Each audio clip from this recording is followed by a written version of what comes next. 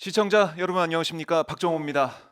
한덕수 대통령 권한대행 총리가 어제 복귀를 했습니다.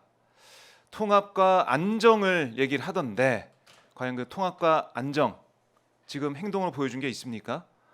마은혁 헌법재판관 임명 왜 안 하고 있습니까? 계속 우리 국민들은 묻고 있습니다. 한덕수 권한대행이 제대로 할 수 있을 것인지 행동으로 보여라 라고 외치고 있고요. 또 헌법재판소를 향해서는 윤석열 탄핵심판 선고 왜 아직까지 안 하고 있느냐, 헌재가 정치하는 거 아니냐, 이렇게 국민들은 계속해서 비판을 하고 있습니다. 한덕수 기각결정 이후 헌재의 움직임, 또 헌재의 선고 일정까지 하나하나 예측해보고 짚어보도록 하겠습니다. 자, 오늘 오랜만에 오셨습니다. 김현정 민주당 의원 먼저 만나보겠습니다. 안녕하십니까? 네, 반갑습니다. 평택시병 김현정입니다. 오랜만에 뵙습니다. 예, 그러네요. 네.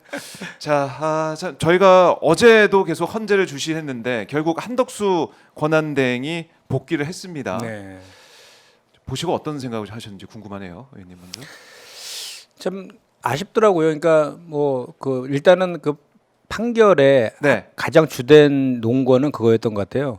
한덕수 총리가 이제 탄핵이 되면 네. 국정 공백, 국정 혼란이 우려된다. 이것이 가장 큰 전제였던 것 같아요. 그래서 그 이언적이고 위법한 행위는 있었지만 그러나 파면에 이를 정도는 아니다. 네. 이렇게 이제 판결 내용을 했는데 대단히 아쉽죠. 이거에 대해서 이언적이고 위법적인 행위가 있었는데 그 파면에 이를 정도의 중대하진 않다라는 그 판결 내용에 대해서 국민들이 이게 받아들일 수 있는 내용이냐라는 점에서 아쉽습니다, 솔직히. 아니, 헌법재판관 3명을 임명하지 않아서 탄핵이 됐는데 네. 그게 아직까지 해결되지 않고 있지 않습니까? 그렇죠. 그리고 최상목 대행이 2명 임명해서 1명, 마은혁 재판관 임명 안 했을 때도 헌재가 권한쟁의 심판에서 판단했어요. 그렇죠. 그런데 지금 이걸 3명을 임명하지 않았다 한덕수 국회 제적위원 총리를 3분의 복귀시킨다. 저도 어제 이제 기각 5명, 뭐 인용 1명 각각 2명이었는데 뭐 각하는 말할 것도 없고 기각을 내린 5명의 재판관의 판단도 진짜 이해가 안 되더라고요. 그렇죠. 지금 그러니까 특히나 좀 말씀하신 것 최상목 대행에 대해서 명백하게 마은혁 재판관 임명 안 한 거에 대해서는 네. 이원이다라고 헌재에서 판결했잖아요. 그럼요. 그 단초를 제공했던 사람 아닙니까? 한덕수 총리가. 그럼 그 자체로 그러면 앞으로 그러면 국회 추천 목에 대해서 대통령 임명 안 하면 네. 그래도 되는 거예요? 그러면은 그것도 뭐 중대 사유가 아니다. 지금 헌법재판관뿐만 아니라 대법관도 지금 임명 안 하고 있는데다가 그럼 중앙선관위도 3인 국회 추천인데 대통령이 마음에 안 들면 안 하면은 그냥 되는 거냐고요. 완전히 법치의 근간이 지금 흔들리게끔 하는 그런 판결 내용에서 너무나 아쉽다는 거죠, 지금. 네. 헌법재판소는 이제 헌법을 수호하고 최상위 이제 사법기관으로서 뭐 사실 징계재판소 아니겠습니까? 잘못된 것들을 하나하나 짚어주면서 헌법이 무너지지 않게, 법치주의가 무너지지 않게 하는 그런 기관인데 어제 내려진 이 판결, 특히 이제 내란죄 관련해서는, 내란 혐의 관련해서는 네. 또 우리가 그동안 예고편이 아마 상영이 될 것이다, 윤석열 파면 선거 앞두고 예고편이 나올 것이다라고 예상은 또 했었는데 거기에 대해서는 또 깊게 판단하지 않았더라고요. 그렇죠. 근데 이제 분명한 것은 내란에 적극적으로 공모하거나 방조하거나 묵인하지 않았다라고 했기 때문에 네. 기본적인 거는 그 내란 행위에 대한 이연성에 대해서는 전제로 해서 판단한 거라고는 분명히 보여지죠. 그러니까 이제 거꾸로 얘기하면 예. 한덕수에 대해서 적극적으로 이제 사실 판단만 하고 법리 판단까지는 하지 않은 것은 전제에 대해서 인정했다라고 보는 것이 맞고, 거꾸로 얘기하면 윤석열이 적극적으로 한 것이 맞다. 이원적인 비상계엄은 내란행위라든지 이런 것들은 네. 그렇게 해석하는 게 맞는 것 같고, 그래서 이제 그 윤석열의 그 파면 그 관련돼서는 오히려 더 그거에 대해서 그 근거를 네. 이걸 통해 찾을 수 있다라고 보는 게 맞는 것 같아요. 한덕수는 적극적인 뭐 역할을 하지 않았지만 뭐 공모 네. 거기까지는 가지 않았지만은 결국 내란 행위가 있었던 것이고, 네. 그리고 어제 보니까 이 국무회의라고 안 하고 헌재에서 회의라는 단어를 쓰더라고요. 그러니까 국무회의 자체가 뭐 정상적으로 있지 않았다, 이걸 또 확인해 시켜주는 게 아닌가. 그렇죠. 예. 그러니까 절차적으로도 제대로 안 된 그런 계엄이었고, 뭐 사실 요건에도 맞지 않고 국회를 침탈하려고 했고 중앙선관위 군을 보내고 이런 것들, 여기에 대해서는 이건 뭐 살아있는 상황이다, 이렇게 볼 수가 있겠네요. 그렇죠. 그리고 이제 네. 그 내란죄 예. 지금 그 윤석열 탄핵 심판에서 윤석열 측하고 지금 국힘하고 구구 세력들이 주장하고 있는 게 내란죄를 철회하고 내란 행위로만 했던 거. 요거 때문에 그리고 그 형사소송법을 준용하게 되어 있는데 네. 준용하지 않은 것. 요 두 가지를 가지고 각하해야 된다라고 주장하고 있잖아요. 그거와 관련해서는 명백하게 요 내란죄를 처리하고 이런 것은 각하 사유가 아니다라는 것도 어제 판결을 통해서 확인이 됐어요. 그렇네요. 그 네. 얘기는 없었고 의결정족수 얘기를 좀 의결정수만 했으니까. 가지고 각하했기 때문에 네. 정영식, 조한창 두 사람의 재판관이 각하 의견을 냈는데 네. 각하 의견을 낸 걸 보면서 어제 그러니까 국민의힘 의원들도 막 찾아가서 이거 각하해야 된다라고 얘기를 했는데 그 주장을 어쨌든 받아들인 재판관이 2명 있었다는 거. 이것도 우리 국민들이 좀 지켜보면서 불안하다 이런 또 말씀도 하시고요. 사실 좀 예. 답답하죠. 그러니까 이게 사실 헌재가 87 체제 때 그 비상계엄 그 전두환이나 박정희 때 비상계엄 등 그 것들에 대해서 네. 그 박정희 때 왜 그 이혼법률 심사 이런 거를 대법원에서 했었잖아요. 그때 네. 대법원이 그 뭡니까 국가배상법인가요? 그거를 이혼 판결하니까 박정희가 아니 감히 내가 만든 법을 니네가 이혼 판결을 해 이래갖고 탄압을 막 사법파동이라 해서 엄청 탄압을 했었잖아요. 네. 그 이후에 이제 87년도에 만들어진 헌법재판소고 그 전 세계에서 되게 모범적으로 우리 헌법재판소를 따라가려고 하는 그런 거잖아요. 그런데 네. 지금 헌법재판소가 정치적 사법기관은 맞죠. 그러니까 정치적인 것도 고려해야 되면서 이제 사법 판단을 해야 되는 건 맞는데 네. 이번 한덕수 판단 같은 경우는 너무도 그것이 정치적 정무적인 판단의 영역이 너무 컸다라는 아하. 거에서 대단히 아쉽죠. 그러니까 그 헌재가 이른바 뭐 정치질하고 있다라는 비판을 지금 피할 수 그러니까요. 없는 상황까지 온 것 같아요. 예, 그렇게 되면 시점이면. 이제 또 헌법재판소의 존립에 대해서 또 이제 얘기가 나올 수밖에 없는 그런 상황이 되잖아요.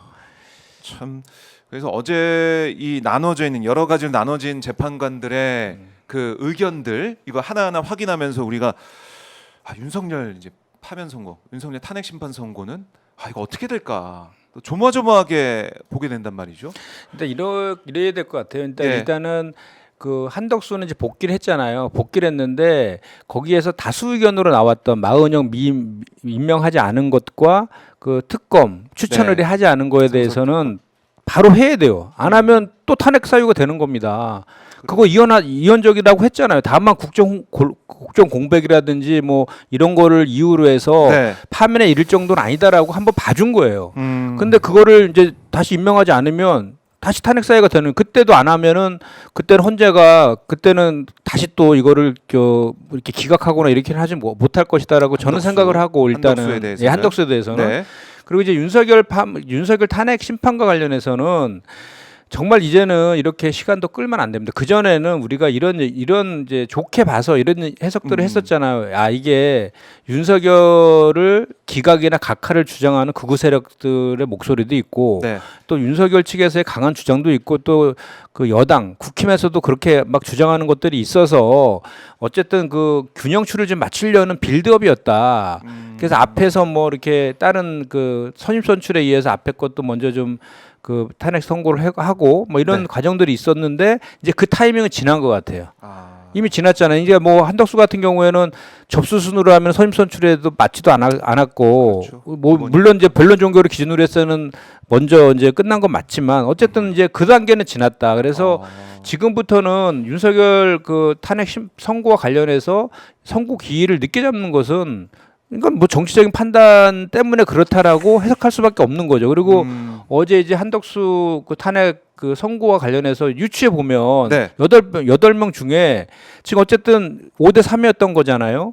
5대 3인데 그 3명이 지금 2명 각하 의견 낸 사람이랑 명확하게 이제 그 기각 의견을 낸 중에서, 예. 김복형 그 재판관이라든지 이 3명에 대해서는 대단히 보수적이다는 거는 이제 확인이 된 거 됐죠. 아닙니까? 예. 그래서 혹시나 이제 일각에서는 5대 3으로 지금 안에서 이렇게 하는 거 아니냐 뭐 이런 이제 우려의 목소리도 있는 것 같은데 네. 제가 봤을 때는 아무리 그래도 이 전 국민이 다 목도한 그 계엄군의 국회 침탈과 선관위 침탈에 대해서는 절대로 이걸 기각 판결문을 쓸 수가 없다. 그렇기 때문에 저는 그 8대 0으로 여전히 그 파면 선고를 할 것이다라는 그 기대는 여전히 지금 갖고는 있지만 네.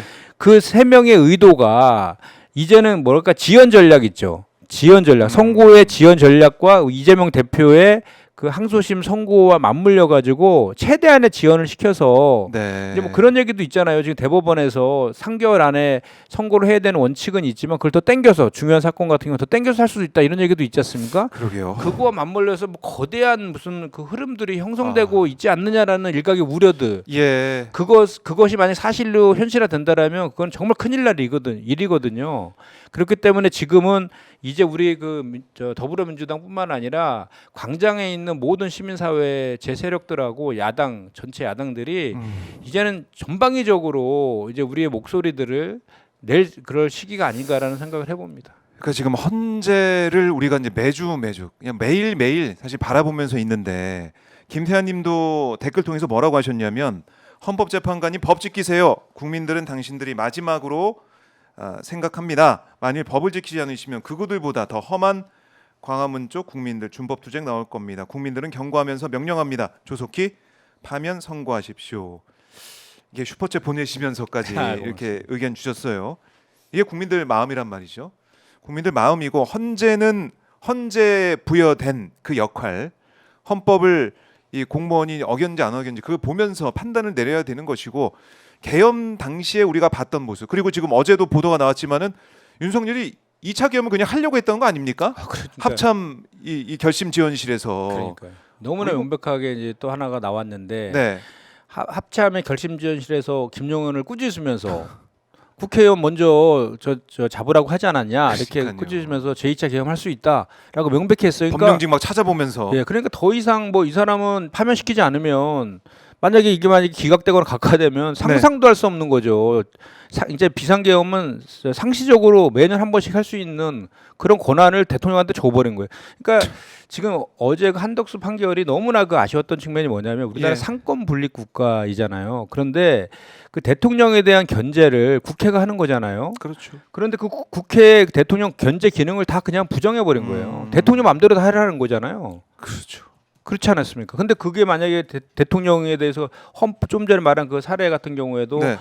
헌법 수호 의지가 전혀 없는 게 다시 또 한번 확인된 건데 이 사람을 예를 들어서 풀어준다라고 하면 이건 말이 안 되는 거죠. 근데 지금 현재 네. 우리나라에서 지금 벌어지고 있는 것들이 너무나 법치를 일상적으로 부정하고 말이 안 되는 일이 일상적으로 일어나기 때문에 지금 국민들이 불안해하는 거 아니겠습니까? 그 뭐 저 신무정의가 쏘아올린 그 구속 네. 취소부터 시작해서 그러니까. 그 최상목이 지금 뭐 그 마은영 임명 안 하죠. 상설특검 추천을 해도 안 하죠. 네. 모든 것들 거부권 행사하죠. 모든 법안들에 대해서 대통령 놀이 하고 예, 있죠. 예. 이런 것들이 또 한덕수 풀려났죠. 이런 아. 것들이 지금 일상적으로 계속해서 일어나다 보니까 국민들이 되게 불안하잖아요. 그렇기 때문에라도 더 헌법재판소는 헌법을 수호하기 위해서 만들어진 그 저 법원 아닙니까? 그렇기 때문에 빨리 이거를 날짜를 잡아갖고 선고를 함으로 해서 이런 그 혼란들을 네. 종식시키는 역할을 해야 되는데 너무 안타깝습니다 지금. 그래서 뭐 오늘도 이제 민주당 의원들이 어제 뭐 그제도 그렇고 계속해서 헌재 앞에 가가지고 기자회견하면서 빨리 선고해라라고 외치고 있고 이렇게 늦어지다 보니까 이제 극우들의 시위나 극우들의 준동 이런 것도 계속 이어지고 있는 거 아니겠습니까? 이제는 뭐 내란을 떠나서 내전 상태까지 가고 있잖아요. 정광훈 목사가 주말 집회 때 그랬거든요. 이게 만약에 파면이 된다라고 하면 내전이 불가피하다라고 얘기를 했어요. 그 자리에서 윤상현이 뭐라 그러냐면 반국가 세력과의 전쟁을 선포한다고 하면서 비상 계엄을 옹호했습니다. 정동혁 의원은 장동혁은 네. 한때는 뭐 저 친한계로 좀 잘 판단하는 것 같더니 갑자기 최고의 극우 세력으로 돌아가가지고 무슨 비상 계엄이 하느님의 계시다라고 그 전에는 하더니 엊그저께 주말 집회에서는 네. 반국가 세력으로부터 자유민주주의를 지키기 위한 명령이다라고까지 비상계엄 옹호하더라고요. 그러니까 지금은 이제 내전 상태까지 갈 지경까지 가 있는 거에 구구정당으로 이제 완전히 이제 그 가는 그 국민의힘까지도 거기에 동조하고 있는 내전을 선동하고 있는 지경까지 와 있는데 국민의힘의 내전 선동. 헌재가 지금 이렇게 파업할 때냐고요, 태업할 때냐고요 지금. 그러니까요. 이런 혼란스러운 상황, 대한민국의 그동안 우리가 이어왔던 민주주의 역사를 다 이제 부정하는 그 상황까지 왔는데 지금 헌재가 이제 뭐 하고 있느냐? 지금 오늘 3월 25일입니다. 화요일인데 오늘 만약에 이제 선고 기일을 지정하면은 금요일에 할 수 있거든요. 네. 뭐 목요일은 일반 사건이 있어서 어렵다 이런 얘기를 또 하고 있던데 모르겠습니다. 뭐 지금 어려운 건 또 뭐 있습니까? 비상사태인데 지금 이럴 상황이냐라는 거고. 주심 재판관이 정영식이도 예. 얘기했잖아요. 윤석열 대통령의 탄핵 선고, 탄핵 심판이 가장 중요해서 그렇죠. 가장 우선시하겠다라고 얘기까지 했잖아요. 공보관도 수없이 얘기했고 왜 스스로 말로 뒤엎냐고요. 그건 뭔가에 보이지 않는 힘이 네. 작용했다고 볼 수밖에 없고 우리가 합리적으로 의심하는 것은 저 정영식 재판관의 뭡니까 그 친척 그 누구죠? 그 아, 진실화 위원장 예. 장관급으로 임명했잖아요. 그때부터 설마 했는데 그게 설마가 아니라 현실화되는 거 아니냐는 이제 우려가 네. 우리한테 와 있는 거죠. 그러니까요. 박선영 위원장 뭐 임명되고 이 상황들까지 엮어서 우리가 정영식 재판관을 네. 상당히 우려하는 목소리로 지켜봤었는데 일단 이렇게 늦어지고 있다. 글쎄요. 이 한덕수 총리 지금 돌아왔지 않습니까? 권한대행으로 돌아왔는데 지금 먼저 국민의힘에서는 한덕수 탄핵 각하 2명 이걸 봤을 때 윤석열 탄핵 각하 가능성 높아진다는 뜻이다. 뭐 이런 얘기를 또 여론전을 펼치고 있습니다. 네, 그건 말도 안 되는 얘기죠. 그걸 서로 계속 다른 얘기죠. 다른 상황인데 이걸 또 그렇죠. 섞어가지고 지금 얘기를 하고 있는데. 의결정도수 가지고 네 200석 이상이냐 과반 이상이냐 가지고 한 얘기고 그 윤석열의 그 탄핵 심판은 저거잖아요. 내란 행위로 바꾸고 네. 형사소송법을 그 준용하지 않았다. 이 두 가지인데 그거는 이미 헌재에서 헌법 재판관들의 평의를 통해서 네. 그 확정을 한 거예요. 그렇습니다. 그 그거 얘기를 했죠. 각하될 수는 없는 거죠. 변론 과정에서 우리가 확인했던 사실 그런 부분들이기 때문에 이걸 이제 각하할 수는 없는데 국민의힘에서는 한덕수 탄핵 각하 그 2명 재판관을 거론하면서 여기 플러스 1명만 되면 5대 3이다 이런 주장을 계속 하고 있어요. 펼치고 있는데 이것도 국민들도 호도하고 있습니다. 이렇게. 그래서 그런 해석을 하시더라고요. 전 헌법 그 연구관 네. 하셨던 분이 그런 해석을 하시더라고요. 지금 이게 5대 3이기 때문에 선고를 못 하고 있다. 5대 3으로 선고한 적이 없다고 합니다. 그럼 할 수가 없죠. 왜냐하면 지금 마흔영 재판관이 그렇죠. 들어왔으면은 그렇죠. 그렇기 캐스팅 보트로 때문에 바뀔 수 있기 그렇기 때문에 그 마은혁 재판관이 임명될 때까지 지금 그 기다리고 있는 것이다라는 해석을 하는 측면도 있더라고요. 근데 저는 그게 이해가 안 되는 거죠. 우리가 지금까지 모든 그 뭐랄까요 그 전 헌법 연구관들이라든지 율사 출신 또는 판사 출신의 전문가들이 이구동성으로 얘기한 건 이거는 그 기각 판결문을 쓸 수가 없다. 그렇죠. 그 각하는 이미 2016년도 박근혜 탄핵 당시에 권성동이가 탄핵소추위원 할 때도 똑같이 뇌물죄를 빼고 뇌물 행위를 가지고 판단을 한 적이 있기 때문에 네. 그것도 확고한 그 헌법재판소에서 그 확립된 그 기준 아닙니까? 그러니까 각하될 이유는 없어 보입니다. 각하될 이유는. 그래요. 그런데 워낙 지금 너무 늦어져서요 지금. 예, 워낙 지금 그 상상할 수 없는 그 비상식적인 네. 일들이 계속 일어나다 보니까 이제 이런 우려까지 하는 지경까지 와 있는 거죠. 그 직위원 판사의 행태에 이걸 우리가 사법부의 모습을 지켜봤고 또 김성훈 차장 같은 경우도 영장을 어떻게 기각할 수가 있느냐. 그것도 말이 안 되죠. 법원의 지금 움직임, 사법부의 움직임이 하도 이상하다 보니까 우리가 여러모로 계속 걱정하게 되고 속이 터진다는 말씀을 지금 댓글창에서 말씀 많이 하고 계세요 지금. 그러니까 지금 거대한 기득권 카르텔들이 그 대대적인 지금 그 반동의 반격을 지금 하고 있다라고 보면 됩니다. 그러니까 신무정 검찰도 내란의 공범임이 점점 확인되고 있잖아요. 신무정 총장이 윤석열 내란 수계 풀어준 것도 그렇고 네. 실제로 그 당시에 선관위에다 고위 검사 2명을 보냈다는 거 아닙니까?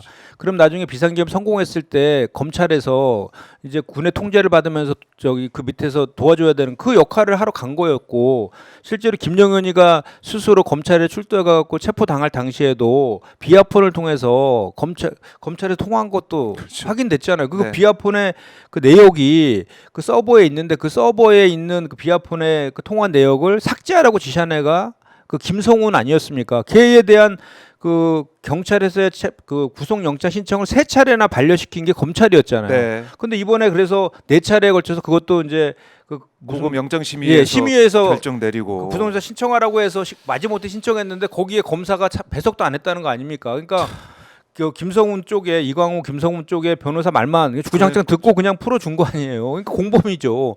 검찰도 공범이죠. 검찰도 공범이다. 최상목 된 공범이죠. 최상목 공범, 그리고 국힘 공범이죠. 공범. 그리고 이제 헌법재판관의 일부 그 재판관들 그런 의심을 사고 있는 거대한 카르텔들이 지금 거대한. 움직이고 있는 거고. 그리고 이제 구구 세력들은 내란을 넘어서 내전까지 선동하고 그 있는 이런 상황. 네. 이 상황 속에서 그럼 우리가 뭘 할 것인가에 대한 이제 절박한 결단들이 있어야 되는데 이제는 우리가 네. 뭐 자고우면 할 게 아니라 그냥 그 헌재한테 즉각적인 그 파면 선고를 하라고 전 국민들의 그 마음을 모아갖고 그 싸우는 수밖에 없다 이제는. 그래서 그렇게 민주당도 어제 이제 천막 당사를 네. 만들고 거기서 최고위도 하고 네. 계속해서 도보 행진을 통해서 국민들과 함께 하고 있는 거 아니겠습니까? 네, 네. 뭐 우리가 뭐 지금 이 극우들의 그런 뭐 서부지법 폭동 뭐 이런 것처럼 어떤 폭력을 쓸 수 있는 것도 아니고 계속 외치고 우리 대한민국의 민주주의, 헌법 수호 이거 계속해서 강조하면서 헌재를 압박하고 헌재를 향해서 몫을 높이는 그 방법밖에 없는 상황이긴 해요. 그래서 이번 주에도 이제 그 우리 매일 저기 그 집회를 주관하는 그 비상행동이라는 네. 그 시민사회단체 시민사회. 1,700개 시민사회가 들어와 있는 거기에서 이제 이번 주를 아주 비상 한 주로 잡아서 27일이죠 목요일 날 네. 시민 총파업의 날로 해가지고 그 뭐 노동자라든지 농민들이라든지 학생들이 네. 하루 파업을 조직해가지고 전부 광장에 모이기로 그렇게 되어 있고 오늘도 지난번에 남태령 고개에서 그 농민들 트랙터 끌고 왔던 예, 그 상경 기억나시죠? 시위. 예. 그 2시에 남태령에서 집회를 합니다. 음. 그때 그 뭐 트랙터하고 트럭들 가지고 농민들이 이제 상경하겠다 막 그런 건데 예. 그 전이랑 차이가 나는 건 그때는 그냥 트랙터 끌고 서울로 한남동으로 진격하다 거기서 막힌 거였잖아요. 그래서 28시간 동안 예. 계속 그래서 대치하고 이제 10대만 이제 한남동까지 가는 예. 그런 캐거가 지금 있었는데 오늘 같은 경우에는 집회 신고를 했다고 합니다. 그래서 합법적인 집회이고 거기에 이제 트랙터랑 이제 50대 트럭들이 오는데 예. 경찰에서 이제 그 중에서 트럭 10대만 허가를 했어요. 근데 어쨌든 그 남태령까지는 올 수 있는 겁니다. 남태령에서 강화문 오는 거를 불허한 거라서 그래서 거기서 집회가 이제 또 네. 농민들 주관으로 열리고 그런 것들을 적극적으로 이제 조직을 하면서 연대해야 될 때다라고 생각합니다. 우리 시민들이 결국 또 우리 대한민국 구해야 된다 이런 생각이 들고 근데 이거 한번 여쭙고 싶어요. 한덕수 대행이 또 마은혁을 임명하지 않고 또 버틴다. 이러면 어떻게 해야 됩니까? 탄핵해야죠. 바로 탄핵. 그거는 이제 헌재에서 경고했잖아요. 네. 네가 지금까지 한 거는 잘못됐어. 그 임명하지 않은 건 잘못돼서 이혼이야. 그렇지만 국정 혼란을 방지하기 위해서 이번에는 한번 봐줄게. 이렇게 선고한 거예요. 그럼 또 계속 임명 안 하면 안 되죠. 그리고 그 마은혁 같은 경우는 헌재에서 판결이 났기로 즉시 임명하게 되어 있거든요. 그렇죠. 즉시라는 기간도 그러니까 어제 김복형도 그 기각하면서 상당한 기간 10일 동안에 임명 안 한 거에 대해서 뭐 상당한 기간 안에 뭐 그게 뭐 들어갈 수 있다라는 식으로 해서 기각시킨 거잖아요. 짧다는 뭐 사실은 뭐 그런 얘기. 근데 지금 10일이 아니잖아요. 이제는. 지금은 이거 지금 며칠입니까 벌써 그때 이혼 결정 난 지도 벌써 10일인가 지났으니까. 네. 지금 30일 40일째 됐을걸요. 왜냐하면 한덕수가 물러나고 87일 만에 선고된 거 아닌가요? 맞아요. 그럼 그 전에 10일 97일 동안 안 한 거네. 그러니까 그 10일 동안 안 100일, 했다가 거의 100일? 탄핵됐으니까 100일 동안 안 한 거니까. 예. 그러면 이건 뭐 완전히 그냥 헌법기관 구성권을 형해화시키는 거잖아요. 그러니까 반드시 해야죠. 한덕수 탄핵 이거 뭐 마은혁 임명 안 한다는 걸로 지금 어제 보니까 기자들이 물어봤는데 대답 안 하고 그냥 가버리더라고요. 그러니까요. 네, 한덕수 탄핵 다시 할 수 있다. 이건 뭐 헌재에서 이걸 뭐 탄핵한다고 이걸 인용 안 할 수도 없는 상황까지 가는 건데, 그러니까 문제는 이제 시간이 없어요. 시간이 너무 끌어지게 되고 4월 18일 두 명의 헌법재판관이 임기가 마무리가 됩니다. 그러면 두 명이 빠지면 또 6명인데 마은혁 또 언제 또 임명이 될 거냐. 그렇죠. 이 부분들. 그러니까 4월 18일 이전에 할 것 같아요. 할 거는 같은데 최대한 시간을 끈 다음에 그 제일 안 좋은 시나리오 중에 하나는 최대한 시간을 끌어서 선고를 늦춘 다음에 이재명 대표가 연계해가지고 대선판을 흔들려고 하는 그런 의도가 저희가 밑에 깔려 있는 거 아닌가라는 이제 지금 의심이 지금 드는 거죠. 지금 상황이. 그러니까 그야말로 사법부 이른바 카르텔이 윤석열, 이재명 다 흔들면서 그러니까 윤석열 파면 이재명 대표 이 선거 결과도 흔들면서 근데 우리가 차기를 뽑겠다 뭐 이런 거 같아요. 지금 보면은. 그러니까 지금 정리해 보면 이런 거 같아요. 지금 현재 헌법 재판관 8명에 그 상황이 네. 이제 어제 그 한덕수의 그 선고에 의해서 추론해 보면 5대 1대 2였잖아요. 5대 1대 2. 그러면은 그 세 명이 이제 그 윤석열 탄핵과 관련해 가지고 저는 그 기각 판결문을 쓸 수 없을 것이다 아까 말씀드렸잖아요. 그 세 네. 명이 자기 나름대로의 그 소수 의견, 각자의 의견들이 다 틀리잖아요. 그 소수 의견들을 쓰고 있으니 시간을 달라라고 하면서 지연하고 있는 그런 상황이 아닐까 싶어요. 윤석열에 대해서 예, 왜냐하면 소수 의견 쓴다. 그 의견을 다 자기가 각 헌법재판관마다 판결하잖아요. 예. 그거에 대해서 의견을 쓰는데 내가 아직 안성이 안 됐다. 이런 아. 식으로 시간을 끌 가능성이 다분히 보이죠. 그런 상황이 아닐까 싶은데 네. 그 의도는 대단히 악의적이다라고 해석될 수밖에 없는 상황인 거죠. 그러니까 이 시간을 계속 끌고 그러다 보니까 내일 이재명 대표 2심 선고까지 왔습니다. 예, 이거 진짜 그러니까요.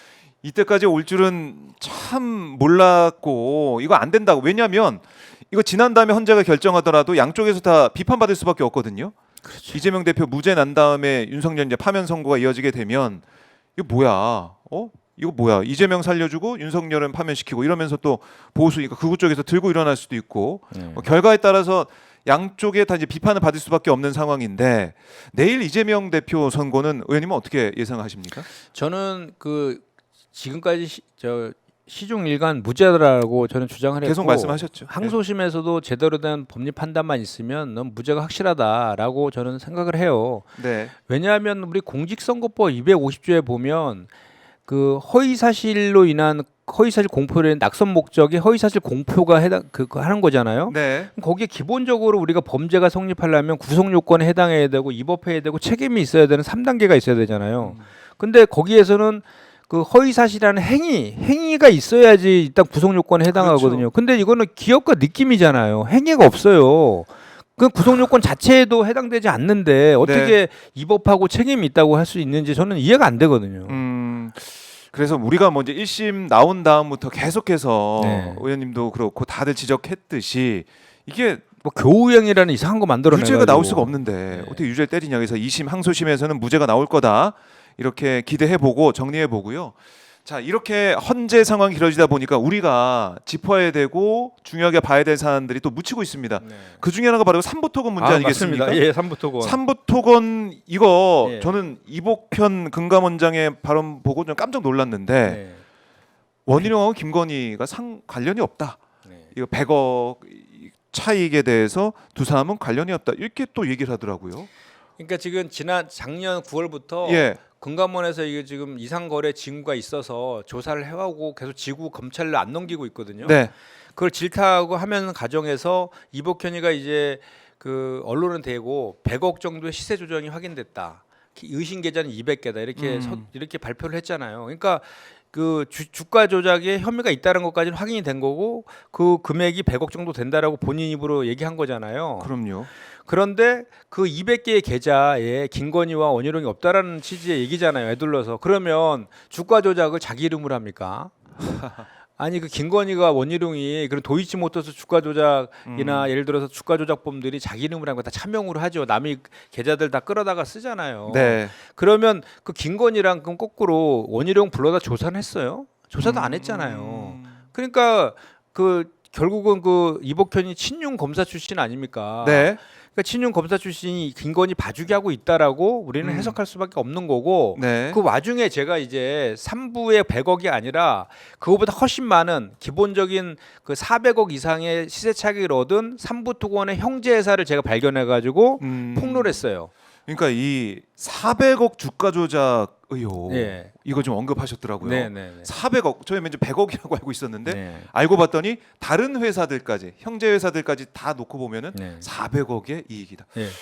오. 그러니까 3부 토건하고 관계 회사. 예. 그러니까 이제 이일준이라는 회장이 소유하고 있는 같은 관계 회사들이에요. 거기에 이제 3부 토건뿐만 아니라 웰바이오텍하고 DYD 이렇게가 세 개가 있는 거예요. 아, 그 지배 구조도 한번 보죠, 예, 저희가. 예. 저기 보면 A 회장이 이일준인데 네. DYD를 통해서 3부 토건을 인수했잖아요. 예. 그리고 CNI와 대양 DNI를 통해서 웰바이오텍을 이제 엘바이오텍. 인수한 건데 5개잖아요. 네. 저 중에 CNI랑 대양 DNI는 비상장 회사예요. 상장에 대해 주가 조작할 거 아닙니까? 그러니까 이제 제가 봤을 때는 그 삼형제 DYD 삼부토건 웰바이오텍이 삼형제인데 요 삼형제의 기업을 가지고 놀이터를 삼아서 주가 조작이 이루어졌다라는 게 저의 이제 의혹 제기인 거고 네. 그 와중에 삼부토건 확인됐잖아요. 삼부토건은 근데 확인됐죠. DYD랑 웰바이오텍은 조사를 안 했어요. 보통 기본적으로 그 주가 조작에 대한 조사나 수사를 할 때에는 관계사까지 같이 뒤지는 게 예. A, B, C 중에 A입니다. 근데 삼부토건만 지고도 지금 7개월째 작년 9월부터 조사 진척도 없이 지고 있는 거거든요. 근데 웰바이오텍에서 어떤 일이 발생했냐면 웰바이오텍. 삼부토건은 그 뭐 차트 있나요? 다음 차트 차트가? 더 보여드릴게요.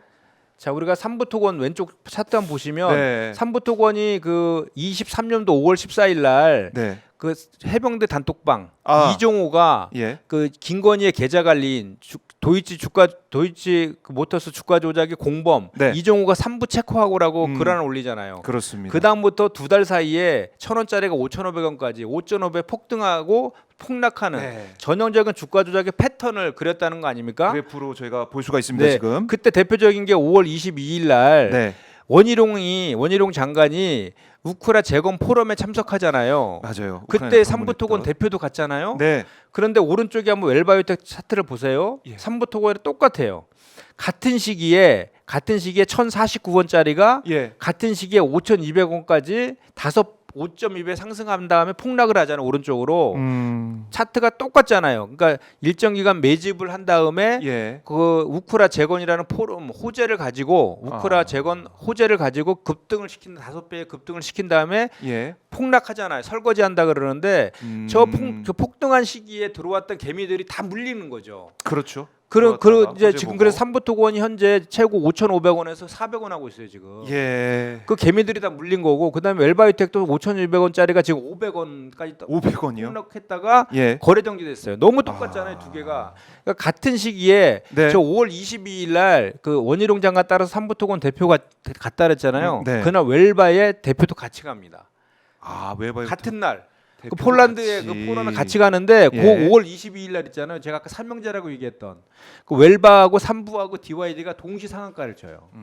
그러니까 당연히 그 웰바랑 DYD도 같이 조사를 해야 되는데 조사도 안 하고 삼부토건 조사도 제대로 안 하고 금감원에서 지금 이복현이가 지고 있는 거죠. 아니 근데 이거 이제 의원님이 발견하셨잖아요. 네. 의원님이 발견하실 이 상황이라면 금감원에서 당연히 예. 삼부토건 보고 이 회사가 어떻게 돼 있지? 누가 지배하고 있는 것이 그러다 보면 예. 웰바이오텍도 당연히 볼만도 한데 그럼요. 당연히 봐야 되는 게 봐야 맞아요. 되는 것도 예. 맞고. 그래서 제가 그래서 예. 지난주에 그 현안질에서 이복현 원장한테 물어봤죠. 웰바나 DYD 조사했냐 그랬더니 조사 중이라서 얘기할 수 없다 그러더라고요. 그러니까 근데 100억이라고 얘기했잖아요. 맞아요. 삼부토건. 그렇기 때문에 삼부토건에서만 100억이라고 했기 때문에 다른 네. 건 안 했다라고 추론할 수가 있는 거죠. 왜냐하면 웰바에서만 그 삼부랑 웰바가 동일한 주가 조작의 패턴을 그리는 건 똑같은데 네. 차이가 뭐냐면 웰바는요. 예. 전환사채라는 CB를 통해서 400억의 시세 차익을 더 얻은 거예요. 그러니까 오히려 삼부는 꼴이고 웰바가 몸통이다. 이렇게 보시는 게 맞아요. 금액이 예. 금액대가 400억까지 간다. 12. 제가 보십시오. 다음 한번 네. 보시면은 자 웰바이오텍이요. 이게 23년도 8월 1일자 이 공시예요. 네. 저기 보시면 발행 가격이 1,056원, 1,095원, 1,537원 세 차례의 발행 가격이 있잖아요. 그렇네요. 8월 4일자. 네. 요게 평균 되면 1,200원 정도 되거든요. 네. 요거를 그 8월 4일 날 예. 1,300만 정도 되잖아요. 1,297만 8천 주. 예. 그거를 주식으로 전환시킨 거예요. 전환사채를. 원래 전환사채가 원래 채권 회사채에다가 주식으로 전환시킬 수 있는 옵션을 넣어준 거잖아요. 그렇죠. 그런데 그때 당시 보세요. 1,200원짜리 발행가의 1,200원짜리 전환사채를 예. 8월 4일날 종가인 3,740원에 전환시키잖아요. 3배를 그냥 먹은 거예요. 그럼 저게 배임입니다. 배임. 왜냐하면 네. 그 발행 가격과 그 현재 주가랑 동일한 가격으로 전환을 시켜야지 회사한테 그대로 이익이 들어가는 거잖아요. 그렇죠. 그런데 현재 주가는 3,740원인데 1,200원에 누군가에게 제3자에게 은밀하게 사모 방식으로 줬다는 거잖아요. 그러면 누군가의 그 CB를 받은 사람. 그 사적인 사람들은 앉아서 그냥 3배. 371억 5천만 원 정도의 차익을 얻은 거죠. 그럼 저 사람들을 찾아내야 되는 거예요. 저 사람들을. 저 사람들을 찾아야 된다. 그렇죠. 예. 저 사람들하고 저 사람들 명단은 지금 공시되어 있거든요. 반공시되어 있는데 찾아낼 네. 수 있고 거기다가 아까 삼부토건에 200개의 의심 계좌 있죠. 예. 의심 계좌 주 있잖아요. 계좌주 그 200명 그거하고 저기 CD 받은 사람들을 비교하면 네. 공통된 사람들이 나올 거라고요.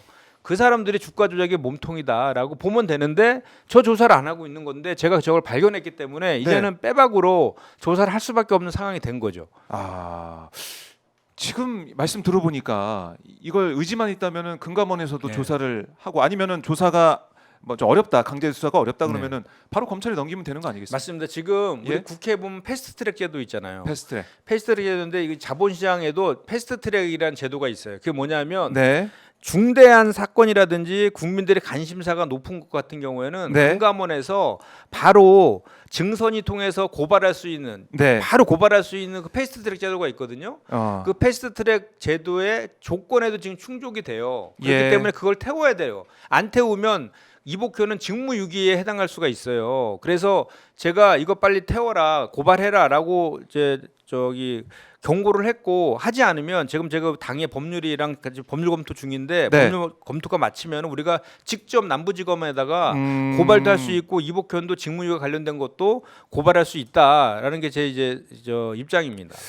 예. 이복현 금감원장이 자기가 이제 6월까지 임기니까 그때까지는 이제 삼부토건 문제 이거 조사를 열심히 하겠다 이런 취지로 얘기를 했는데 기가 막힌 얘기죠. 그러니까 하지 문제가 않겠다, 있다는 것 하지 같은데. 않겠다는 얘기죠. 그러니까 네. 그 지금까지도 계속 그 넘기지 않고 고발 조치 하지 않고 음. 그 뭐라고 변명을 하냐면 네. 저희가 금감원까지 항의방문까지 갔었거든요. 정무위원들이 뭐라 그러냐면 금융감독원은 강제 조사권이 없기 때문에 우리가 고발 조치를 하려면 예. 일정한 증거 수집이 이루어져야 되는데 아직 그 단계까지 이르지 못했다 이렇게 얘기를 해요. 완전 어불성설 아닙니까? 아. 반대잖아요. 반대죠. 강제 조사권이 없기 때문에 빨리 있는 금융위 통해서 예. 검찰로 넘겨줘야지 거기서 강제 수사를 통해서 찾아낼 그렇죠. 거 아닙니까? 계좌주가 누군지. 그러니까 이복현이 그냥 이제 틀어지고 막고 있네요 거기서. 그냥. 그렇죠. 그러니까 김건희랑 원희룡하고 추경호도 했잖아요 역할을. 그럼 불러다 조사해야 되는데 안 하잖아요. 이종호도 조사 안 하잖아요. 그렇네. 그러니까 왜 조사 안 하냐 그러니까 뭐라냐면 자기네는 강제 조사권이 없어서 우리가 불러도 걔네들이 안 오면 방법이 없다는 거예요. 아, 이거 안 하겠다는 거예요. 반대 얘기를 하고 있네요. 그렇죠. 지금 예? 그러고 있는 상황이에요. 이것도 속 터지는 문제고. 근데 이 건이 주가 조작이요. 이 웰바가 예. 세상에 알려지게 된 계기가 뭔지 아세요? 왜 그렇습니까? 저 웰바의 주주가 바뀝니다. 아까 그 조직도 한번 보시겠어요? 네, 조직도 한번 보여주세요. 예. 조직도 한번 보면 지금 저희가 헌재 상황도 여러분과 네, 함께 하고 있습니다. 헌재 모습도 예, 여기 보고 보면 있고요. 웰바이오텍의 오른쪽으로 23년 6월달에 온세 텔링크라고 지분이 넘어가잖아요. 네. 웰바의 경영진이 바뀌는 거예요. 음. 형 경영진이 전 경영진을 특경법상 업무상 배임으로 고발했어요. 아, 그 고발의 이유가 전환- 뭔지 아시겠죠? 전환사채. 그렇죠. 그 전환사채는 뭐 헐값으로 재매가 헐값에 함으로 인해서 예. 400억 가량이 아까 그 우리가 3,370 그 몇 돈 억 어디 갔나? 그 돈만큼 회사에 피해를 입혔다라고 해서 고발을 한 거예요. 그러니까 빼박이죠. 그렇네. 이거는 수사하고 들여다볼 수밖에 없고. 예, 그리고 자본시장 업무 규정에 보면 예. 이렇게 수사 중인 상황인 것은 무조건 팩트를 태우게 돼 있어요. 패스트트랙을. 네. 그러니까 패스트트랙 태워야 되는 거예요, 지금 이제. 아. 그래서 제가 그렇게 참. 명확하게 이제 현안질의 했으니까 네. 지금 내부적으로 아마 금융이나 금감원에서 되게 바쁘게 돌아가고 있지 않을까라고 예. 예상은 합니다, 지금. 그리고 이거 저희 시청자분들이 이제 아시는 분도 많고 오늘 또 처음 보신 분도 계실 텐데 이것도 정말 나라의 근간을 흔드는 일 아니겠습니까? 그럼요. 지금 이게 네? 헌법재판에 다 묻혀서 그러지 이게 왜 중요한지 아십니까? 우리가 지난주에 그 목요일 날 그 다시 김건희 특검법 상설특검법 맞아요. 통과시켰잖아요. 12.3 비상계엄의 트리거가 뭡니까? 명태균 게이트랑 김건희였잖아요. 맞아요. 그 김건희 김용현의 특검법이 김건희 통과돼야 입으로도 돼. 나왔잖아요. 그 한금폰에 들어 있는 거기 안에 그 주가 조작과 관련된 것들 다 포함되어 있는 거거든요. 그렇죠. 그런데 지금 그 도이치모터스 주가 조작뿐만 아니라 예. 삼부토건에 대한 의혹이 그 의혹도 대단히 있는데 거기에 삼부토건보다 더 확실한 웰바라는 새로운 주가 조작 훨씬 더 시세 차익도 많이 얻은 것이 발견되었으니까 네. 대단히 시발성 있는 내용이고 중요한 것인데 지금 윤석열 탄핵 심판에 다 묻혀 있는 거죠. 그렇네요. 그러니까 100억 얘기를 이복현 금감원장이 했을 때 100억 그것밖에 없겠는가 생각했었는데 네. 지금 의원님이 발견하신 것처럼 웰바이 사안 400억. 웰바는 그 400억도 예. 12의 시세 차익으로만 400억이잖아요. 예. 근데 아까 우리가 아, 주가로 주가 봤잖아요. 조작. 주가 예. 조작으로는 시세 조작으로 인한 주가 차익도 또 있는 조작 거예요. 의혹. 예. 그러니까 3부에서 확인돼 지금까지 확인된 거죠. 그것도 100억의 시세 차익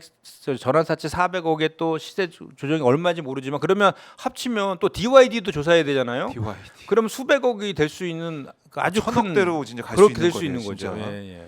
이걸 이제 막고 있다. 이복현 금감원은 사실 아시겠지만은 이 윤석열 사단의 막내라고 불리는 그렇죠. 이복현 그리고 검사. 더 기가 막힌 게요. 예. 그 이복헌 원장이 그 검사 시절에 네. 자본시장 범죄 조사한 거로 유명해진 검사거든요. 윤석열, 한동훈, 이복현. 예. 그 옛날에 그 2015년도 제일모직하고 삼성물산 그 왜 합병하는 과정에서 그 업무상 배임으로 고발한 네. 그 조사에서 고발한 애가 이복현이에요. 아. 그러니까 너무나도 주가 조작에 대해서 잘하는 사람이라고. 예. 그리고 그 특사경이라 해서 금융감독원에도 그 특별사법경찰관이라서 강제 조사를 할 수 있는 특사경 제도도 있는데 요건은요. 그 특사경을 통해서 조사하고 있지 않고 그냥 일반 조사국을 통해서 일반 직원을 통해서 조사하고 있어요. 이상하네. 그러니까 냄새가 납니다. 그러니까 빨리 검찰에 넘겨서 특사경 통해 가지고 아까 얘기했던 시비 헐값으로 받은 사람들 명단 네. 쫙 갖다 놓고 그 DYD랑 3부에 있던 의심 계좌에 있는 사람들 딱 갖다 놓고 공통사람을 찾아내면 금방 찾아낼 수 있거든요. 그걸 안 하고 있는 거예요, 그거를. 아니 그 이번 전국 돌아서 계속 생각하게 되는 게 검찰 특히 검찰 출신들 정말 이 내란 동조 세력 공조하는 세력이 아닌가라는 의심이 계속 들어요. 들죠. 그러니까 심우정 총장도 마찬가지고 맞습니다. 이복현 검사 출신 이복현도 마찬가지고. 네, 우리가 이제 윤석열이 괴물이 됐다라는 거 하면서 윤석열은 검찰주의자다 이런 얘기를 하잖아요. 네. 이 검찰들은 그 평생을 그 뭐 피의자들 조사하고 기소하고 이런 거로 살던 사람들이라서 본인들이 가장 우월하다는 우월 의식이 좀 있는 거잖아요. 그러니까 본인들이 이익을 위해서는 뭐 내란의 공범을 떠나서 그냥 내란의 수개를 그냥 풀어주는 사람들 아닙니까? 그렇게요. 그리고 또 더 기가 막힌 거 심우정 총장이 김건희 오빠랑 친구라며요. 고등학교 동기라며요. 또 전부 다 그렇게 연결돼 있는 거죠. 저 거대한 저 기득권의 카르텔들이 우리가 네. 보수와 그 구구의 차이가 뭔지 아시잖아요. 기득권을 유지하는 사람들이 수구 구구 세력들 아닙니까? 네. 그 길을 지금 가고 있는 게 윤석열이라는 거예요. 그렇죠. 그리고 딱 그런 카르텔로 다 연결되어 있고 예. 그 정영식 재판관도 그 아까 그 박선영 그 위원장. 장관급 인사를 그냥 네. 거기다 시켜버리고 이런 사람들이라고 본인들의 기득권을 유지하기 위해서는 그냥 인사권이든 뭐든 이렇게 자기네 알고 있는 사람들로 다 인사권도 채워놓고 이렇게 네. 사천하고 막 이런 식으로 하는 것들을 아주 자연스럽게 하는 그런 집단들이라는 거죠. 그런 집단들과 우리가 너무나 그 뭘까 착한 이즘 상식적 이런 네. 것만 가지고 우리가 자꾸 대응했다가는 정말 큰일 날 상황이다 지금은. 네. 비상한 각오로 싸워야 된다. 네, 민주당도 사실 말씀 현장에서 많이 듣겠지만 네. 좀 강하게 국민들의 이런 속 터지는 마음을 잘 이제 받아들여서 열심히 좀 해달라 이런 말씀 많이 들으시잖아요. 예. 특히 뭐 최상목 탄핵 문제라든가 이런 것들 그러니까 너무 그것도 늦었다 이런 예, 지적도 맞습니다. 있고. 그러니까 제가